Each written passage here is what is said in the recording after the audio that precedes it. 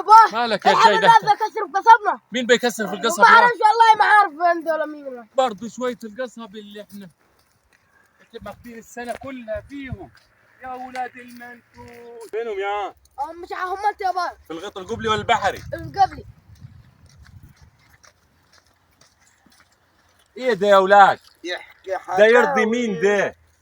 يرضي شرع ولا دين؟ لا بتسمعوا شيخ على المنبر بيخطب بيقول لك هناك على الصراط المستقيم في منطقة الخصوم دي بيقول لك لو منجل النفر ياخدها، وانتوا لا تسألوا القصب ده لا ليه صاحب ولا ليه صفيح صبغ بياخدها صفيح جاز وشوال صبغ. يا راجل صبغ وجاز وبلاوي وانفار حرام عليكم ما تبقوش بطلة. اسألوا ده مكلف صاحبه وقام في السنة. يا حج علي، ان كان حلال احنا بنشربه وان كان حرام احنا بنمصه.